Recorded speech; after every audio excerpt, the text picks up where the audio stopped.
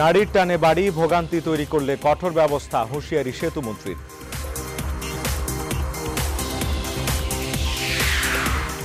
ভেজাল প্রসাধনীতে অসুস্থ হওয়ার ঝুঁকি, ঈদ সামনে রেখে অতি সক্রিয় অসাধু চক্র। আওয়ামী লীগকে আবারও জয়ী করার আহ্বান প্রধানমন্ত্রীর, উদযাপিত হল প্রতিষ্ঠাবার্ষিকী। সমঝোতার মাধ্যমে সুষ্ঠু অবাধ নির্বাচনের দাবি, নইলে আন্দোলন, হুঁশিয়ারি বিএনপির।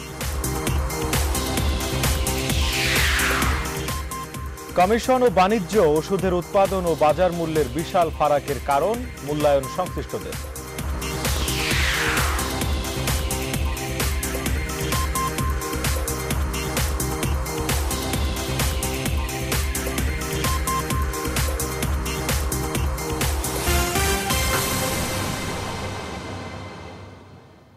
স্বাগত নিউজ 24 সংবাদের সঙ্গে আছি আমি শেখ জায়েদ। দেখছিলেন শিরোনাম, এবার বিস্তারিত। পথে পথে ভোগান্তি, তারপরও কারো শরীরে ক্লান্তি নেই যেন। ঢাকা টাঙ্গাইল মহাসড়কে তৎপর রয়েছে হাইওয়ে পুলিশ। থেমে থেমে চলছে যানবাহন, তবে রাস্তা একটু ফাঁকা হলেই চালকের বেপরোয়া গতি আর ওভারটেকিং করার প্রবণতা বাড়িয়ে দিয়েছে দুর্ঘটনার সংখ্যা। শেখ জালালের ক্যামেরায় ঢাকা টাঙ্গাইল মহাসড়ক থেকে বিস্তারিত জানাচ্ছেন আশিকুর রহমান শ্রাবণ।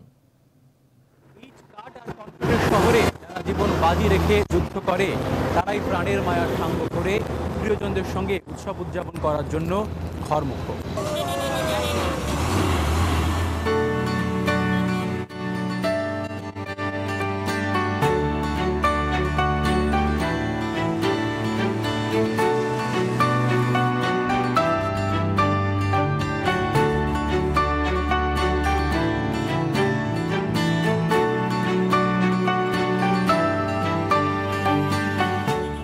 গাবতলী থেকে ঢাকা টাঙ্গাইল মহাসড়কের টাঙ্গাইল মোড় পর্যন্ত, অর্থাৎ বাইপাসের আগ পর্যন্ত কিন্তু আসলে রাস্তায় এইরকমই ফাঁকা অবস্থা রয়েছে এবং সেখান থেকে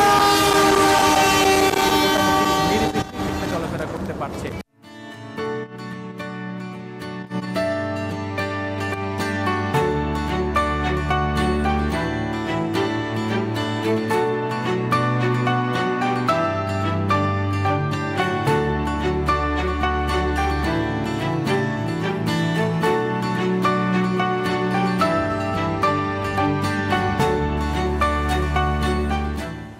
পরিসংখ্যান বলছে বেপরোয়া গতি, অদক্ষ মৌসুমী চালক, তার সঙ্গে সঙ্গে ওভারটেকিং সড়কে দুর্ঘটনার মূল কারণ, যার ফলে অনেকেই স্বজনদের সঙ্গে ঈদ করার জন্য এক বুক আশা নিয়ে বাড়ি থেকে বের হলেও শেষ পর্যন্ত বাড়ি ফেরেন লাশ হয়ে।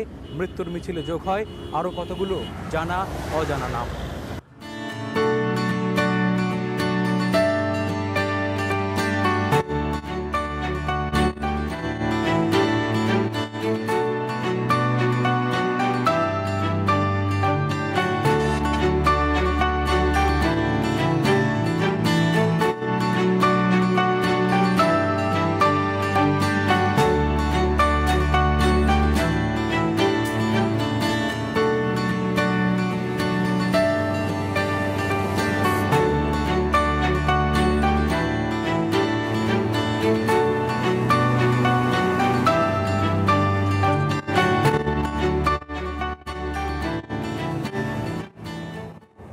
অনেক উদ্যোগ, অনেক পরিকল্পনা, অনেক আন্তরিক আশ্বাস, সবকিছুই শেষ পর্যন্ত ভেস্তে যাবে যদি আসলে এই সড়কের অনুপাতের সঙ্গে যদি আসলে গাড়ির অনুপাতটি ঠিকঠাক মতো নিঃশেষে বিভাজ্য না হয়।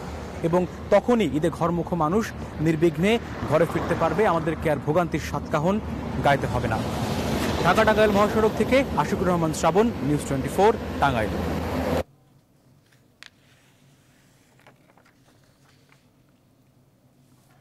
স্বজনদের সঙ্গে ঈদের আনন্দ ভাগাভাগি করতে রাজধানী ছাড়ছেন মানুষ। শুক্রবার ভোর থেকে কমলাপুর রেল স্টেশনে উপচে পড়া ভিড় থাকলেও গাবতলী ও সায়দাবাদ বাস স্ট্যান্ড দিয়ে তুলনামূলক স্বস্তিতে ঢাকা ছেড়েছেন ঘরমুখ মানুষ। এদিকে পরিবহনের কৃত্রিম সংকট তৈরি করা তাদের বিরুদ্ধে কঠোর ব্যবস্থা নেওয়ার হুঁশিয়ারি দিয়েছেন যোগাযোগ মন্ত্রী ওবায়দুল কাদের। অন্যদিকে রেলমন্ত্রী মুজিবুল হক দাবি করেছেন যে ট্রেনে সেই অর্থে শিডিউল বিপর্যয় ঘটেনি, যাত্রী নিরাপত্তাকে অগ্রাধিকার দেয়া হচ্ছে। বিস্তারিত জানাচ্ছেন তৌহিদ শান্ত। রাজধানী ছাড়ছে মানুষ, উপচে পড়া এমন ভিড়েও মুখের হাসি মলিন হয়নি। শত কষ্টের এই বাড়ি ফেরাতেই যে তাদের আনন্দ। ভিতরে ঢুকতে পারতেছি না। ভিতরে ভয়াবহ অবস্থা, আসলে এইভাবে মানুষের যাতায়াত মানে একটা দুঃসাধ্য ব্যাপার। কষ্ট করে তো যাওয়া লাগবো, কি করা, নাই তো আর সিট নাই। দু একটি ট্রেন দেরিতে ছাড়লেও অধিকাংশই সময় মেনে কমলাপুর রেল স্টেশন ছেড়েছে, দাবি রেলমন্ত্রীর। 27টি ট্রেন এখান থেকে আমরা ছেড়েছি, সকল ট্রেন সঠিক সময় গিয়েছে, শুধু যান্ত্রিক গোলযোগের কারণে রংপুর এক্সপ্রেস কয়েক মিনিট দেরি হয়েছে। বাকি সকল ট্রেন যথাসময়ে গন্তব্যস্থানের উদ্দেশ্যে রওনা হয়েছে। আমাদের কোনো অসুবিধা হয় নাই, যাত্রীরাও কেউ কোনোদিন আমাদের কাছে অভিযোগ করে নাই। বাস টার্মিনালগুলোতেও বাড়ি ফেরা মানুষের ভিড় ছিল, তবে উপচে পড়া বলা যাবে না। এবারের ঈদের রাজধানীবাসীর এটি ছিল ভিন্ন অভিজ্ঞতা। বাস পর্যাপ্ত, তবে যাত্রী কম। স্বস্তি ছিল বাস যাত্রীদের মনে। যাত্রীদের এই শান্তি বিনষ্টে কৃত্রিম সংকট তৈরি করা হলে এর বিরুদ্ধে কঠোর ব্যবস্থা নেওয়া হবে। সায়দাবাদ বাস স্ট্যান্ডে এসে এমন হুঁশিয়ারি শুনিয়েছেন যোগাযোগ মন্ত্রী। এবারও চাঁদাবাজির অভিযোগও গতবারের তুলনায় অনেক কম। আমি আপনাদেরকে এটুকু বলতে পারি, আমরা স্টক মনিটরিং করছি স্ট্রংলি, যার ফলে এগুলো রিডিউস করছে। আমাদের সবাই চক বাজারের মসজিদের ইমাম, তাদের সবাই ভালো মানুষ হবে এমন আশা করবেন না।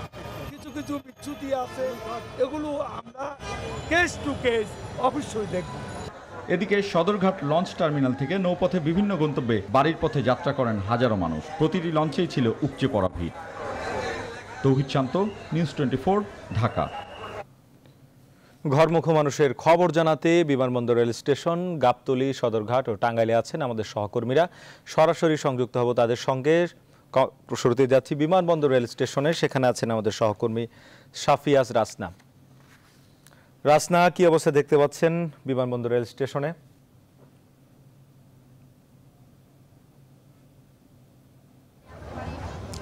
জায়েদ, একটু দেখাতে চাই আমি শুরুতেই যে এই মুহূর্তে আমার পাশে যে ট্রেনটি ছেড়ে যাচ্ছে এটি কিন্তু সিলেটগামী একটি ট্রেন, এবং সিলেট এবং চট্টগ্রামে যে ট্রেনগুলো রয়েছে সেই ট্রেনগুলোতে কিন্তু তেমন একটা ভিড় আমাদের চোখে পড়েনি, এবং ট্রেনের ছাদে যে যাত্রী ওঠার যে একটি ব্যাপার সেটি কিন্তু এই সিলেট এবং চট্টগ্রামগামী যে ট্রেনগুলো রয়েছে সেগুলো কিন্তু এখন পর্যন্ত আমরা দেখতে পাইনি। তবে ট্রেনের ভিতরে কিন্তু দাঁড়িয়ে যাচ্ছে মানুষ, অনেকেই যারা টিকিট কেটেছেন কিন্তু আসলে তারা সিট পাননি, তারা কিন্তু ট্রেনের ভিতরে দাঁড়িয়ে যাচ্ছেন। তবে ট্রেনের ছাদে যাত্রীদের ওঠার যে ব্যাপারটি সেই ব্যাপারটি কিন্তু এই সিলেট এবং চট্টগ্রামগামী যে ট্রেনগুলো রয়েছে এগুলোতে কিন্তু তেমন একটা নেই বললে চলে। তবে সকাল থেকে আমি এখানে আছি, দেখছিলাম যে বিভিন্ন অন্যান্য রুটের যেই ট্রেনগুলো রয়েছে, যেরকম উত্তরবঙ্গগামী যে ট্রেনগুলো রয়েছে, রাজশাহী, রংপুর দিনাজপুর থেকে শুরু করে নীলফামারী এই দিকে রুটের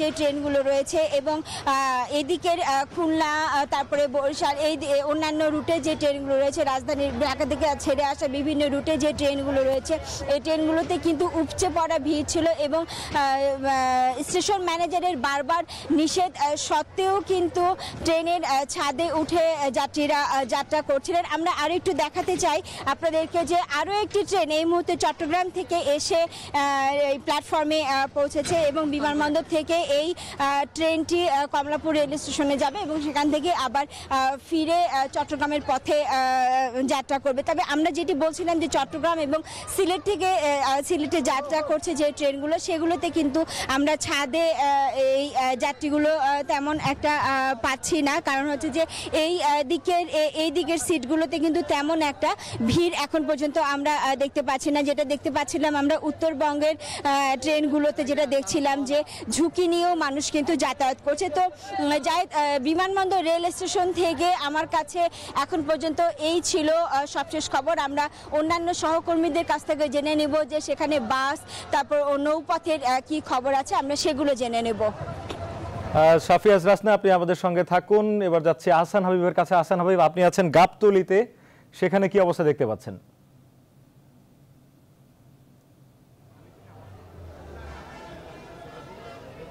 হ্যাঁ জায়েদ, গাবতলী বাস টার্মিনাল আমরা যেমনটি জানি যে ঢাকা থেকে বহির্মুখী অর্থাৎ বাংলাদেশের দক্ষিণাঞ্চল এবং উত্তরাঞ্চল এবং পশ্চিমাঞ্চলের অনেকগুলো জেলার যোগাযোগ, বিশেষ করে দক্ষিণাঞ্চলের 11টি এবং উত্তরাঞ্চলের প্রায় সবগুলো জেলার যোগাযোগ রক্ষা করা হয় স্থলপথে এই গাবতলী বাস টার্মিনাল দিয়ে। এই গাবতলী বাস টার্মিনালে আজকে সকাল থেকেই যাত্রীদের বেশ ভিড় ছিল। মাঝখানে দুপুরবেলা অনেকটা কম ছিল এবং সন্ধ্যার পর ইফতারের পর এসে এখন আরও কিছুটা ভিড় বেড়েছে। তবে যাত্রীরা সবাই টিকিট পেয়েছেন, যারা আগে টিকিট সংগ্রহ করেছেন তারা তো পেয়েছেনই, এবং যারা এখন এইমাত্র টার্মিনালে এসেছেন তারাও যার তার গন্তব্যে যাওয়ার জন্য নির্ধারিত বাসের টিকিটটি পেয়েছেন।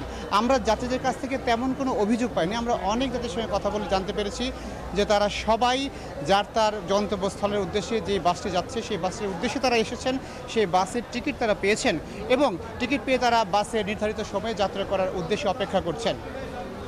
এবং আমি এই মুহূর্তে একজন যাত্রীর সঙ্গে কথা বলে জানতে পেরেছি যে তিনি এসছেন এবং সন্ধ্যার দিকে টার্মিনালে এসে সেখান থেকে টিকিট পেয়েছেন, তারপর সেখান থেকে গন্তব্যস্থলের উদ্দেশ্যে রওনা হবেন এবং বাসটি যথাসময়ে ছেড়ে যাচ্ছে। এবং তারা বলছেন যে কোনো বাস, দু একটি বাস বিভিন্ন জায়গায় একটু জ্যামের কারণে হয়তোবা 40 মিনিট, আধা ঘন্টা বা তার চেয়ে বেশি ঘন্টাখানেক বিলম্ব হচ্ছে, কিন্তু ওই যে আগে যেরকম প্রতি বছর হতো যে ঘন্টার পর ঘন্টা অনেক বিলম্ব করে বাস ছাড়ছে, যাত্রীরা অধীর আগ্রহে অপেক্ষা করছেন, তারপরে দিন পেরিয়ে যাচ্ছে, তারপর একদিনের যাত্রা আরেকদিন হচ্ছে, এরকম কোনো শিডিউল বিপর্যয় বা এই ধরনের কোনো ভোগান্তি আজকে আমরা যাত্রীদের কাছ থেকে পাইনি। তারা সবাই বলছেন যে এক বাক্যে সব সুন্দর সুষ্ঠুভাবে চলছে, নিরাপত্তা ব্যবস্থা যথেষ্ট রয়েছে এবং রাস্তা যানবাহনটাকে নির্বিঘ্ন করার জন্য রয়েছে হাইওয়ে পেট্রোল পুলিশ, তারাও যথাযথভাবে দায়িত্ব পালন করছেন। তাই যাত্রাপথের কোনো জায়গা থেকে কোনো রকম অভিযোগ আসেনি বা কোথাও কোনো অপ্রীতিকর ঘটনা ঘটেনি। দু একটি বাস তারা বলছে তারা মোড়া দিয়ে, অতিরিক্ত মোড়া সংযোজন করে তারা যাত্রীর চাপকে সামলে দেওয়ার জন্য চেষ্টা করছেন এবং মোড়া দিয়ে টিকিট তারা বিক্রি করছেন, যার ফলে আহসান হাবিব, আপনি আমাদের সঙ্গে থাকুন। আমরা একটু টাঙ্গাইলে যেতে চাই, সেখানে আছেন সহকর্মী আশিকুর রহমান শ্রাবণ। আপনি সেই সকাল থেকেই ঢাকা টাঙ্গাইল মহাসড়কের সংবাদ আমাদেরকে জানাচ্ছিলেন, এই সন্ধ্যার দিকে কি অবস্থা দেখতে পাচ্ছেন?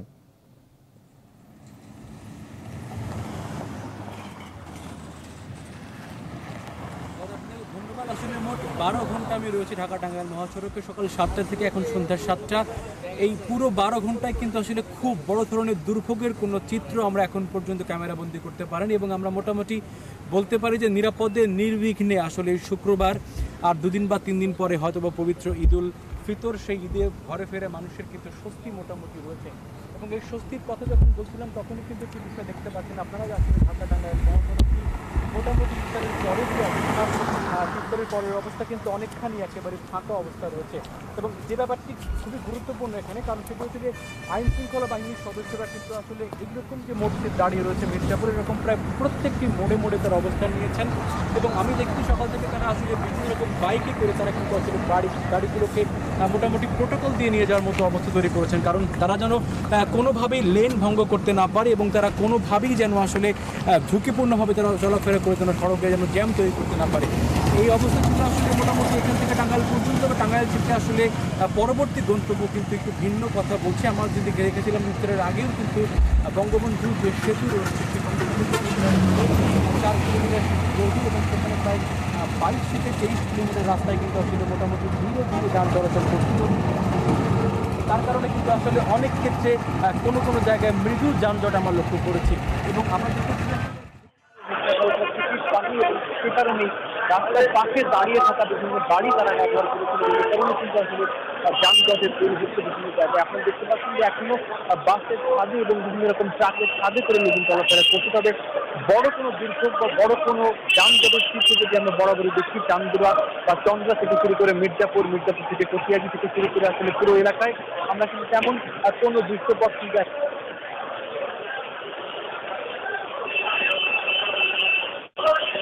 কিন্তু সেটি হচ্ছে যে আসলে গার্মেন্টস ওয়ার্কারদের ক্ষতি হবে আজকের পরে, তাও থেকে আসলে অবস্থাটা কি দাঁড়ায় সেটা কিন্তু একটি বড় চ্যালেঞ্জ হয়ে দাঁড়াবে আসলে যারা সড়কের নিরাপত্তা রয়েছেন। মোটামুটি যাই আমার কাছে এই ছিল এখান থেকে ঢাকা টাঙ্গাইল মহাসড়কের এই টাঙ্গাইল স্পট থেকে সেই গ্যালারির ক্যামেরায় সবচেয়ে খবর। আশিকুর রহমান শ্রাবণ, আমাদের সঙ্গে থাকুন। আমরা যাচ্ছি সদরঘাটে, নৌপথে যাত্রীরা যারা বাড়ি ফিরছেন তাদের খবর জানতে। সেখানে আছেন আমাদের সহকর্মী সুলতান আহমেদ। সুলতান, লঞ্চে করে অনেকেই ফিরছেন, কি অবস্থা দেখতে পাচ্ছেন লঞ্চ ঘাটে?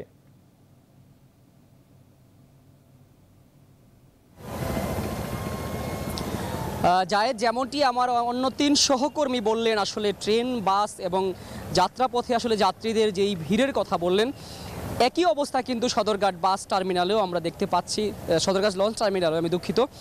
সকাল থেকে আমরা আসলে যে চিত্র এখানে দেখতে পাচ্ছি, সন্ধ্যা নাগাদ সেই চিত্র আরেকটু ভয়াবহ হয়েছে। অর্থাৎ এখানে যাত্রীদের যে ভিড় তা এরই মধ্যে আরও কিছুটা বেড়েছে। কিছুটা বিরতি দিয়ে, অর্থাৎ ইফতারের সময়টাতে কিছুটা বিরতি ছিল, কোনো লঞ্চ ছেড়ে যায়নি। এখন আবার আমরা দেখতে পাচ্ছি ধীরে ধীরে কয়েকটি লঞ্চ এরই মধ্যে ছেড়ে যাচ্ছে এবং এখন পর্যন্ত বিআইডব্লিউটি এর হিসেবে 70টিরও অধিক লঞ্চ আজকে এই সদরঘাট থেকে এরই মধ্যে ছেড়ে গিয়েছে, বিশেষ করে দেশের দক্ষিণাঞ্চলের জেলাগুলোতে। আপনি জানেন যে দেশের বরিশাল, ভোলা এবং পটুয়াখালী এই অঞ্চলের জন্য কিন্তু আসলে প্রধান ভরসা স্থল হচ্ছে এই সদরঘাট লঞ্চ টার্মিনাল থেকে এবং হাজার হাজার যাত্রী সকাল থেকে আমরা দেখেছি এখানে এসছেন। এমনও যাত্রীদের সাথে আমাদের কথা হয়েছে যারা সকাল 7টায় কিংবা 8টায় এসে এখনও পর্যন্ত যাদের লঞ্চটি ছেড়ে যায়নি। এর বাইরে আপনাকে আরেকটি বিষয় আমি জানাতে চাই, সেটি হচ্ছে আপনি জানেন যে গত কয়েক বছর ধরেই কিন্তু লঞ্চে, বিশেষ করে এই সময়টাতে, বর্ষার আগমনের এই সময়টাতে কিন্তু যারা ঢাকার থেকে তাদের গন্তব্যে যেতে চায় এই সময়টাতে ভরপুর যাত্রী নিয়ে তাদের জন্য কিন্তু বিভিন্ন রকমের সতর্ক বার্তা দিয়ে এসছে এবং আজকেও কিন্তু আমরা যেমনটি লক্ষ্য করেছি বিআইডব্লিউটিএ কিন্তু বারবার চেয়েছে যেন কোনো ছাদে যেন যাত্রী নেওয়া না হয়। তারপর আমরা দেখেছি সকাল থেকে প্রায় প্রতিটি লঞ্চেই কিন্তু ভরপুর যাত্রী নেওয়া হয়েছে ছাদগুলোতে এবং এতে করে যেমনটি আমাদেরকে বিআইডব্লিউটি থেকে বলা হয়েছে যে এটা নানা রকমের ঝুঁকি রয়ে যায় এরকম করে যখন ছাদের উপর যাত্রী নেওয়া হয়। এবং ইতিমধ্যে আমরা যেমনটি তাদেরকে প্রশ্ন করেছিলাম কি ব্যবস্থা তারা আসলে নেবে এই ধরনের মালিকদের বিরুদ্ধে, তারা যেমনটি আমাদেরকে জানিয়েছেন যে আইন অনুযায়ী তাদের বিরুদ্ধে তারা মামলা করবে এবং এরই মধ্যে কিন্তু 6টি লঞ্চের বিরুদ্ধে তারা মামলা করেছে বলেও আমাদেরকে জানিয়েছেন। এবং এখন পর্যন্ত যেটি আমরা এখানে দেখছি যে অন্যান্য মাধ্যমগুলোর মতো কিন্তু এখানেও যাত্রীরা তাদের কাঙ্ক্ষিত লঞ্চটির জন্য অপেক্ষার প্রহর গুনতে গুনতে কিছু কিছু লঞ্চ ছেড়ে গিয়েছে এবং আরও অনেক যাত্রী এখানে অপেক্ষমান রয়েছে যারা আসলে তাদের কাঙ্ক্ষিত লঞ্চে উঠে যে কোনো সময় যাওয়ার জন্য যে লঞ্চের প্রস্তুতি সেটি আসলে তারা নিচ্ছেন এবং তারা আশা করছেন যে এই ঈদের আনন্দের যে যাত্রা সেটি ভোগান্তির হলেও শেষ পর্যন্ত তারা ঠিকভাবে বাড়ি পৌঁছে তারা আসলে এই ঈদের উৎসবটি সবাই মিলে ভাগ করে নেবেন। জায়েদ আহমেদ, আপনাকে ধন্যবাদ শাফি আসরাসনা, আশিকুর রহমান শ্রাবণ, ধন্যবাদ আহসান হাবিব। দর্শক, আমাদের সহকর্মীরা জানাচ্ছিলেন সড়ক পরিস্থিতি, ট্রেনে যাত্রা করেছেন যারা তাদের অবস্থা, লঞ্চে যারা যাত্রা করেছেন স্বজনদের সঙ্গে পবিত্র ঈদ উল ফিতর উদযাপন করতে এরই মধ্যে কিন্তু ঢাকা ছেড়ে গেছেন অনেকেই, সেই সংবাদ জানাচ্ছিলেন আমাদের সহকর্মীরা। ঈদে কোনো ধরনের নাশকতার সম্ভাবনা নেই, তারপরও সতর্কতামূলকভাবে ব্যাপক নিরাপত্তা ব্যবস্থা নেওয়া হয়েছে, জানিয়েছেন পুলিশ মহাপরিদর্শক শহীদুল হক। শুক্রবার বিকেলে ঢাকা টাঙ্গাইল মহাসড়কের গাজীপুরের চন্দ্রায় যানজট পরিস্থিতি পরিদর্শনে এসে তিনি কথা বলেন।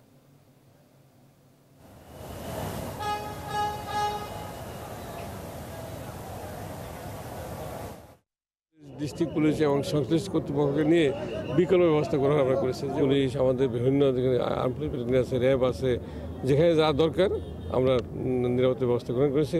আমরা আশা করি কোথাও কোনো সমস্যা হবে না, আমাদের কাছে সুনির্দিষ্ট কোনো অভিযোগ নেই। এবারে অন্যান্য প্রসঙ্গ। সয়াবিনের সঙ্গে পারফিউম মিশিয়ে বিদেশি নামি দামি ব্র্যান্ডের হেয়ার অয়েল বানাচ্ছে জালিয়াত চক্র। আর নিয়ম কিংবা মানের তোয়াক্কা না করেই তৈরি হচ্ছে ফেয়ারনেস ক্রিম। ঈদ ঘিরে রাজধানীর চকবাজার সহ আশপাশের এলাকায় সক্রিয় ভেজাল প্রসাধনী প্রস্তুতকারী কয়েকটি চক্র। নকল ভেজাল কসমেটিক্স নিয়ে অনুসন্ধানী রিপোর্টের আজ থাকছে ৩য় পর্ব। ইব্রাহিম আজনবীর ক্যামেরায় বিস্তারিত জানাচ্ছেন ফখরুল ইসলাম। চকবাজার দেবীদাস ঘাটের এই কারখানায় অসংখ্য ড্রাম আর পাতিল ভর্তি ফেয়ারনেস ক্রিমের রসদ তৈরি করে রুমেই ঠান্ডা করা হচ্ছে। কোনো ল্যাব কিংবা বিশেষজ্ঞ ছাড়াই তৈরি ফেয়ারনেস ক্রিমের এসব রসদ টিউবজাত করে ভরা হচ্ছে মোড়কে। সৌরভ লাভলি নামে এই ক্রিম ছাড়া হচ্ছে বাজারে। একই কারখানায় বানাচ্ছে মেহেদি, ভেজলিন সহ প্রায় 28 ধরনের প্রসাধনী পণ্য। জি, এত কিছু তো আমি তো কেমিস্ট না, আমি তো জানি না, বুঝেন নাই। কেমিস্ট আছে, কেমিস্টের কাছে যাই জিজ্ঞাসা করি। একই পরিবেশে ইসলামবাগে এম কসমেটিক্সের এই কারখানায় লোশন তৈরির কেমিক্যাল প্রক্রিয়াজাতকরণে ব্যস্ত কর্মচারীরা। এরপর সেই লোশন বোতলজাত করছে নামি ব্র্যান্ডের মোড়কে। একই কারখানায় বানাচ্ছে বডি স্প্রে, পারফিউম সহ বেশ কয়েকটি সামগ্রী। কিছু মোম আছে, কিছু বেজলিং আছে, আর এই যে পানি টানি এডি দিয়েই বানায়। এছাড়া পাম ও সয়াবিন তেলের সঙ্গে পারফিউম মিশিয়ে নামি দামি ব্র্যান্ডের বোতলে বানানো হচ্ছে ভেজাল তেল। একই জায়গায় তৈরি হচ্ছে ভেজলিনও।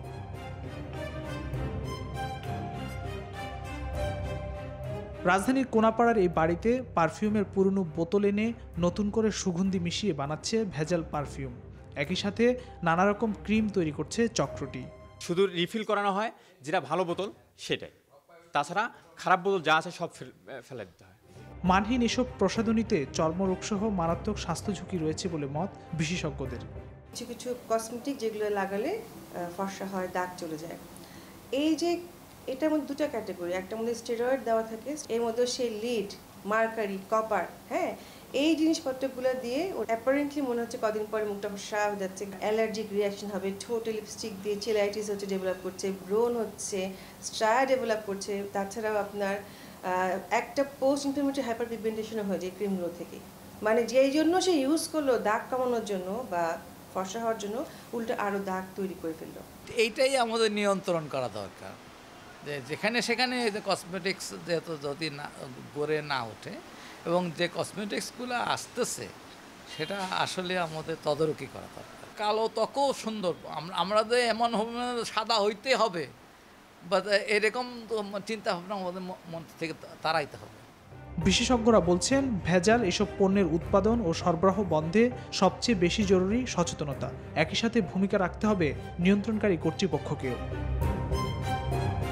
ফখরুল ইসলাম, নিউজ 24, ঢাকা। উন্নয়নের গতিধারা ধরে রাখতে আবারও আওয়ামী লীগকে সেবার সুযোগ দিতে দেশবাসীর প্রতি আহ্বান জানিয়েছেন প্রধানমন্ত্রী শেখ হাসিনা।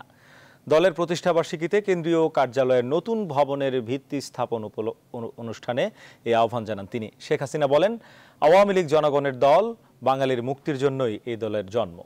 শাহ আলী জয় রিপোর্ট। দেশের প্রাচীনতম রাজনৈতিক সংগঠন আওয়ামী লীগের কেন্দ্রীয় কার্যালয়ের পুরনো ভবন আর থাকছে না। সেখানে তৈরি হচ্ছে 10 তলার নয়নাভিরাম অত্যাধুনিক কার্যালয়, যে ভবনের বাইরে থেকে বোঝা যাবে দল এবং দেশের ইতিহাস, আর ভেতরে দলীয় প্রধান, সাধারণ সম্পাদক এবং সম্পাদকদের আলাদা কক্ষ ছাড়াও থাকবে ডিজিটাল লাইব্রেরি আর সাংবাদিক লাউঞ্জ। এক কথায় আধুনিক সব সুযোগ সুবিধাই মিলবে এখানে। দলের প্রতিষ্ঠাবার্ষিকীর দিনে নতুন এই ভবনের ভিত্তিপ্রস্তর স্থাপন করেন আওয়ামী লীগ প্রধানমন্ত্রী শেখ হাসিনা। 1949 সালের আজকের দিনে জন্ম নেয়া দলটির সংগ্রামমুখর ইতিহাস উঠে আসে তার কণ্ঠে। বাংলাদেশ এবং বাংলাদেশ আওয়ামী লীগ একে অপরের পরিপূরক। শেখ হাসিনা বলেন, আওয়ামী লীগকে নিয়ে আগেও ষড়যন্ত্র ছিল, এখনো আছে, তাই ঐক্যবদ্ধ থাকতে হবে প্রতিটি নেতাকর্মীকে। এখন অনেক ষড়যন্ত্র, অনেক চক্রান্ত, ওই স্বাধীনতা বিরোধী পরাজিত শক্তি, তাদের দালালদের অভাব নাই, তারা ষড়যন্ত্র করেই যাবে। বহু ষড়যন্ত্র ঘটেছে। এই জায়গায় গ্রেডের হামলা হয়েছে, আইবি রহমানকে আমরা হারিয়েছি, 22 জন নেতাকর্মীকে হারিয়েছি। শুধু একটি ঘটনা না, বারবার এই ধরনের ঘটনা ঘটেছে। তিনি বলেন, বাংলাদেশের যা কিছু অর্জন তা আওয়ামী লীগের হাত ধরেই। এই আওয়ামী লীগের হাতেই বাংলাদেশের উন্নয়ন হচ্ছে। এই উন্নয়নের গতিধারা অব্যাহত রাখতে হলে আওয়ামী লীগকেই আবার সরকার গঠন করে এদেশের মানুষের সেবা করতে হবে। দেশবাসীকে আহ্বান করব যে আওয়ামী লীগকে সবসময় সুযোগ দিন, আওয়ামী লীগ আপনাদের সেবা করবে। আওয়ামী লীগ বিশ্বসভায় বাংলাদেশকে মর্যাদার আসনে নিয়ে এসেছে। এই মর্যাদার আসন যেন চিরস্থায়ী হয়, উন্নত হয়, সমৃদ্ধশালী হয়। এর আগে দিবসটি উপলক্ষে আওয়ামী লীগের অন্যতম প্রতিষ্ঠাতা, জাতির জনক বঙ্গবন্ধু শেখ মুজিবুর রহমানের প্রতিকৃতিতে শ্রদ্ধা জানান দলীয় প্রধান এবং কেন্দ্রীয় নেতারা। শাহ আলী জয়, নিউজ 24, ঢাকা। দেখছেন নিউজ 24 সংবাদ। এ পর্যায়ে একটা বিরতি নিচ্ছি, ফিরছি একটু পর, সাথে থাকুন।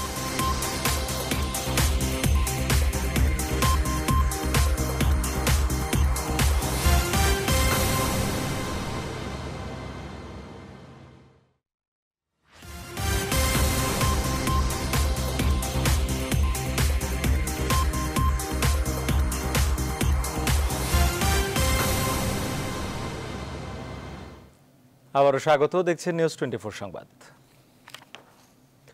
আগামীতে একদলীয়ভাবে নির্বাচন করতে দেয়া হবে না বলে সরকারকে হুঁশিয়ারি করে দিয়েছেন বিএনপির স্থায়ী কমিটির সদস্য মওদুদ আহমদ। এদিকে নয়াপল্টনের সংবাদ সম্মেলনে বিএনপির সিনিয়র যুগ্ম মহাসচিব রুহুল কবির রিজভী বলেছেন, হয়রানির জন্যই খালেদা জিয়াকে প্রতি সপ্তাহে আদালতে হাজিরা দিতে বাধ্য করা হচ্ছে। আরও জানাচ্ছেন মারুফা রহমান। শুক্রবার জাতীয় প্রেসক্লাবের স্বাধীনতা ফোরাম আয়োজিত এক আলোচনা সভায় বিএনপির স্থায়ী কমিটির সদস্য মওদুদ আহমদ কথা বলেন রাজনৈতিক সমসাময়িক ইস্যুর উপর। পাহাড় ধসে ক্ষতিগ্রস্ত রাঙামাটিতে যাওয়ার পথে গত 18 জুন মির্জা ফখরুলের নেতৃত্বাধীন বিএনপির প্রতিনিধি দলের উপর হামলার ঘটনায় উল্টো বিএনপির উপর মামলা দেওয়ার নিন্দা জানান তিনি। একই সাথে নির্বাচন ইস্যুতে তিনি বলেন, যদি সরকার সমঝোতার মাধ্যমে সুষ্ঠু অবাধ নির্বাচন করতে রাজি না হয় তাহলে জাতীয়তাবাদী দলের কাছে আন্দোলনের আর বিকল্প থাকবে না। এবার একদলীয়ভাবে নির্বাচন করতে দেওয়া হবে না এবং আমরা আমাদের সর্বপর্যায়ের নেতা কর্মীদেরকে আমরা এরই মধ্যে জানিয়েছি যে নির্বাচনের জন্য প্রস্তুত হতে হবে। তারপরে এই নির্বাচন যদি তারা সমঝোতার মাধ্যমে সুষ্ঠু অবাধ নির্বাচন করতে রাজি না হয় তাহলে আন্দোলনের অন্য কোনো বিকল্প বাংলাদেশ জাতীয়তাবাদী দলের জন্য থাকবে না। নয়াপল্টনে দলের কেন্দ্রীয় কার্যালয়ে এক সংবাদ সম্মেলনে বিএনপির জ্যেষ্ঠ যুগ্ম মহাসচিব রুহুল কবির রিজভী অভিযোগ করেছেন, বিএনপি চেয়ারপারসনকে মানসিকভাবে দুর্বল করে দিতেই তাকে সপ্তাহে সপ্তাহে আদালতে হাজিরা দিতে বাধ্য করা হচ্ছে। ঈদের দুদিন পর অর্থাৎ 29 জুন তাকে পুনরায় হাজিরা দিতে হবে। এটি বিএনপি চেয়ারপারসনের উপর সরকারের পরিকল্পিত নির্যাতনের বহিঃপ্রকাশ। কোনো রকম বিরাম বা বিরতি না দিয়ে ক্রমাগত প্রতি সপ্তাহে আদালতে উপস্থিত করানো বিএনপি চেয়ারপারসনকে হয়রানি করার সরকারের উদ্ধত আচরণ। বিএনপির এই দুই নেতাই তাদের বক্তব্যে ঈদের পরে নেতাকর্মীদের আন্দোলনের জন্য প্রস্তুত হতে বলেন। মারুফা রহমান, নিউজ 24, ঢাকা। এবারে ফার্স্ট সিকিউরিটি ইসলামী ব্যাংক অর্থ বাণিজ্যের সংবাদ।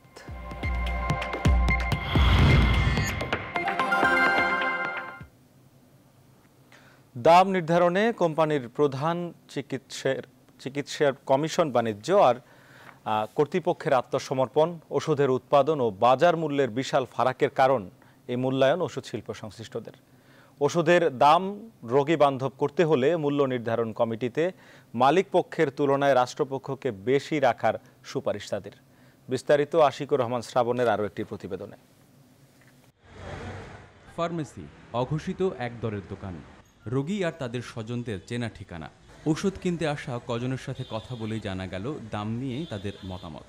না, ওই সম্পর্কে ধারণা নেই, কিন্তু আমার কাছে মনে হয় যে একটু বেশি নিচ্ছে। ডাক্তার যেগুলো রেফারেন্স করবে এগুলো কস্টলি মনে হচ্ছে। ওষুধ সহ নিত্য প্রয়োজনীয় জিনিসের দাম, চিকিৎসা ব্যয় কমানো উচিত এবং চিকিৎসার আর্থিক যে ব্যয় এটা রাষ্ট্রকে বহন করা উচিত। ভোক্তারা কি ওষুধের প্রকৃত মূল্য জানার অধিকার বঞ্চিত? 43 পয়সার ওষুধের দাম কেন 27 গুণ বেশি? আমাদের দেশে ওষুধ নিয়ে অনেক কারসাজি হয় কমিশনের বিনিময়ে অথবা নানা রকমের সুযোগ সুবিধার বিনিময়ে কিছু কিছু কোম্পানির ওষুধ প্রেসক্রাইব করেন বেশি বেশি করে। কোনোটাই নৈতিক নয়, কোনোটাই। সংশ্লিষ্টদের দেয়া তথ্য মতে দাম বাড়ানোর পেছনে শুধু ডাক্তারি নয়, ফার্মাসিউটিক্যালস কোম্পানিগুলোরও বড় হাত আছে। আরও আছে ওষুধ প্রশাসনের আপোষকামিতা। সেফটিএক্সান ইঞ্জেকশন কি করে যে আপনার 32 টাকা থেকে 128 টাকা পর্যন্ত দাম ভ্যারি করতে পারে? আপনার দাম নির্ধারণ করতেছে হলো যারা ফার্মাসিউটিক্যাল ইন্ডাস্ট্রি, এখানে আপনার এরকমই হবে। অভিযোগকে একপাশে রেখে ওষুধ মালিক সমিতির নেতারা বলছেন, দাম সরকারি চাপমুক্তভাবে নির্ধারণ করে। ওষুধের দাম একদম গভর্নমেন্টই নির্ধারণ করে দেয়। ওইখানে কি আপনাদের পার্টিসিপেশন? আমাদের পার্টিসিপেশন অবশ্যই আছে। আমাদেরও বলতে হয় যে একটা ওষুধের স্টোরেজ, ডেভেলপমেন্ট, এগুলো নিয়ে আমাদের কত খরচ হয় এটাকে সাজেস্ট করি। তখন আমাদের গভর্নমেন্টও এসে এখানে একটা ওষুধের প্রাইস নির্ধারণ করে দেয়। অনেকটা একই সুর ওষুধ প্রশাসনের মহাপরিচালকের। এই অঙ্কটা কিন্তু সবাই জানে বলতে আমরা যারা রেগুলেটর আমরা জানি, আবার সরকারের আরও কিছু এলিমেন্ট আছে তারা জানে যে একটা এপিআই এর কস্ট কতটুকু। Active pharmaceutical ingredient cost is very minimum. যদি আমরা এটাতে ফোকাস করি তাহলে কিন্তু ওষুধ বাজারে দেওয়া কঠিন হয়ে যাবে। কিন্তু প্রশাসন ও সরকারের দাম নির্ধারণে চাপমুক্ত এই শব্দটি মানতে নারাজ পেশেন্ট ওয়েলফেয়ার ফাউন্ডেশনের এই নেতা। প্রাইসিং কমিটিতে যারা আছেন সেই ক্ষেত্রে গভর্নমেন্টের লোকজনকে বেশি বেশি নেওয়া উচিত, নিয়ে মালিক পক্ষের লোকজনকে একটু কমায় দেওয়া উচিত বলে আমি মনে করি। সাধারণ রোগীদের পরামর্শ পক্ষ বিপক্ষ আর দলাদলির বাইরে গিয়ে স্বাস্থ্য মন্ত্রণালয়কে কোম্পানির লাভের বদলে রোগীদের লাভকে আগে বিবেচনা করতে হবে। তা না হলে শিল্পের সমৃদ্ধি হলেও রোগীদের কষ্ট বাড়বে বহুগুণ। আশিকুর রহমান শ্রাবণ, নিউজ 24, ঢাকা। সংবাদে আরেকটা বিরতি নিচ্ছি, ফিরছি একটু পর, সাথেই থাকুন।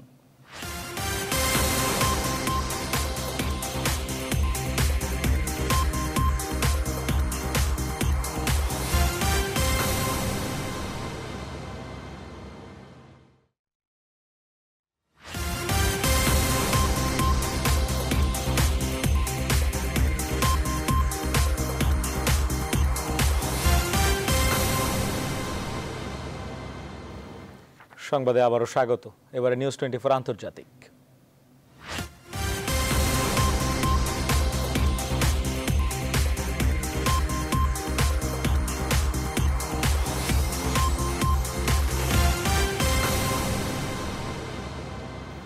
পাকিস্তানের বেলুচিস্তান প্রদেশের কোয়েটা শহরে এক বিস্ফোরণে 5 পুলিশ সদস্য সহ অন্তত 13 জন মারা গেছে।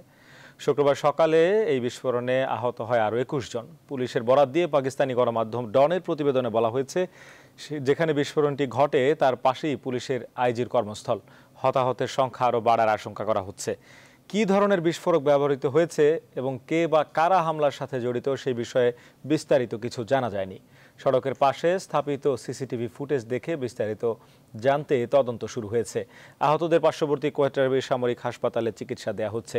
তাৎক্ষণিকভাবে নিরাপত্তা বিভাগের ঊর্ধ্বতন কর্মকর্তারা ঘটনাস্থলে গিয়ে পুরো এলাকা ঘিরে রাখার নির্দেশ দেন।